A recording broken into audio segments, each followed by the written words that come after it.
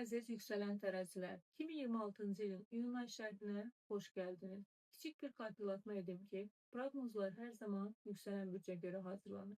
Yəni, əgər siz də yüksələn tərəzisinizsə, tam olaraq doğru yerdəsiniz. 21 iyuna qədər Günəş əkizlər bürcündə olacaq. Bu isə sizin doğum xəritənizdə 9-cu ev deməkdir. 9-cu ev həyat fəlsəfəsi və dünya görüşü evidir.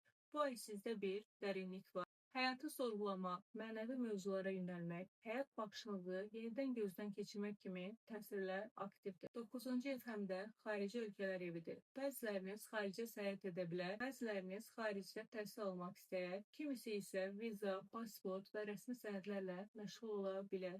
Xariclə bağlı işləri olanlar üçün də bu sahədə hərəkətlilik başlayır. Bu ev hüquqi məsələləri də göstərir.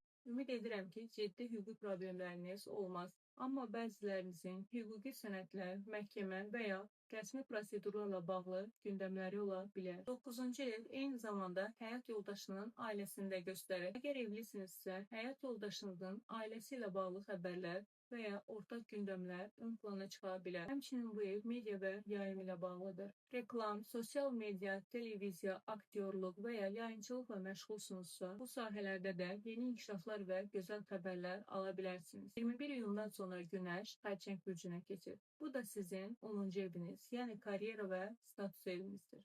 İyunun ikinci yarısından etibarən çox parlayacağınız bir dövr başlayır. Bu parıltı ilə insanlar sizi daha çox fərq edəcək. Cəmiyyət qarşısındakı duruşunuz, danışıq tərziniz və özünüzə olan güvəniniz diqqət çəkəcək. İş həyatında ön plana çıxmaq üçün çox gözəl enerjilər var. Merkuri burada olduğu üçün imza tələb edən mövzular da gündəmə gələ bilər.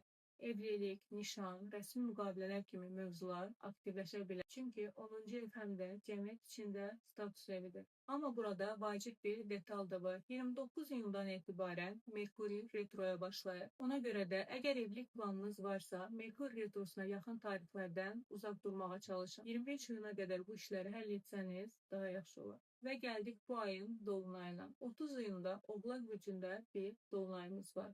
Oğlaq sizin doğum xəritənizdə 4-cü evdir. Yəni ailə, ev, yuva və yaşam sahəniz. Bu dolunayla birlikdə ailəvi mövzular ön plana çıxır. Uzun müddətdir həll olunmayan bir ailə məsələsi artıq dəqiqləşə bilər.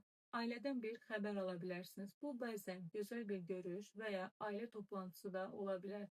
Bəzən isə sağlamlıq və ya maliyyə ilə bağlı bir məsələ gündəmə gələ bilər. 4-cü ev dolunayları daşınma, ev dəyişmək və əmlak mövzularını da çox aktivləşdirir. Ev alqı-satqısı, köçmək və ya ailə ilə bağlı böyük qərarlar gündəmə gələ bilər.